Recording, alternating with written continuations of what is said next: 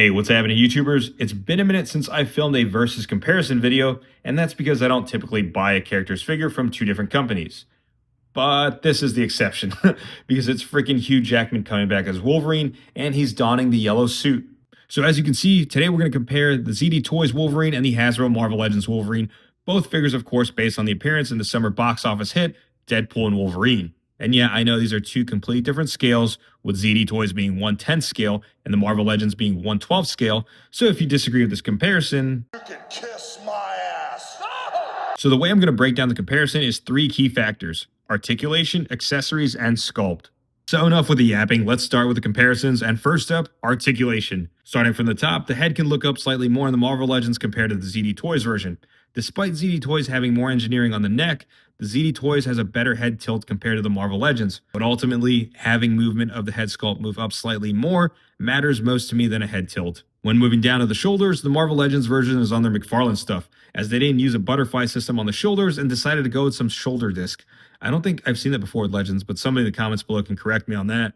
While the ZD Toys version doesn't have a true butterfly joint, it does have some quasi version of it by engineering the shoulders to move inward more, but none going back. And then moving down to the arms, both figures' articulation at the elbows get a great range. But when looking at the torsos, this is where it gets frustrating with ZD Toys version. It has the proper engineering, but the execution isn't truly there. While yes, it has a diaphragm joint and ball joint at the hip, which is something I think all toy companies should do, personally, it just doesn't work well. There isn't much movement going forward, and the plastic trunks hinders a lot of the movement at the hip. Again, the intention is there, but the execution, well, failed. This is where it sucks to say, but the ab crunch and waist cut of the Marvel Legends gets more movement than the ZD Toys version. I say it sucks to say because I'm just not a fan of the ab crunch. On overall figures aesthetics, it just doesn't look right to me, but it gets more range, so that's that. So going further, the Marvel Legends continues to outshine the ZD Toys, as the Legends version has more movement with the thigh cut and the knees.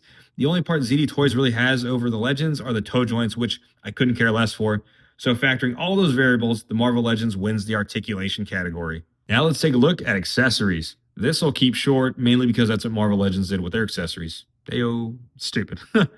They gave us two sets of hands though. One set that's clawed, and the other set contains one fisted hand and one gripping hand. The big advantage, though, that this has over the ZD Toys version is the Hugh Jackman head sculpt, which is on par with one of their best live-action head sculpts. But it doesn't take away that this accessory set from the Legends version, at least, is still kind of bare bones. Compared to the ZD Toys version, here are the accessories for this figure. Well, there's no Hugh Jackman head sculpt. It has a plethora of hand accessories, 4 sets total, and a base stand. I would like to give the Legends the win in this category based off the additional head sculpt. I can't. Also, for the sake of keeping it competitive, ZD Toys wins because more accessories means more plastic. So at an even 1-1, it comes down to the last category, sculpt. While the ZD Toys version has slightly more paint passes and deco, it's clear that the head sculpt was based off early concept art because the line's painted in the middle. It doesn't take away how it still looks pretty good in my opinion. They both have sculpted details on the suit and almost look identical in some respects, but the Legends version to me just looks better. The claws aren't as flimsy as the ZD Toys version. The paint deco at the mouth makes it look like he actually has a beard, unlike the ZD Toys version where it looks like it's penciled in. No offense. Also, the shade of yellow being used in the Legends version just stands out more compared to the ZD Toys, which looks like it's a muted yellow in comparison. And if we're talking sculpt work, I have to factor in that Hugh Jackman head sculpt. It's one of their best, to be honest. While that additional head sculpt wasn't enough to win the accessories category, it is enough to put the Legends version over the ZD Toys version in this category of sculpt. The Marvel Legends wins. So overall, I gotta give the win to the Marvel Legends. Don't get me wrong though, the ZD Toys version is decent too. Both figures at the same price point depending where you order from. So you can't go wrong either way if you're looking for a Wolverine figure based on this look.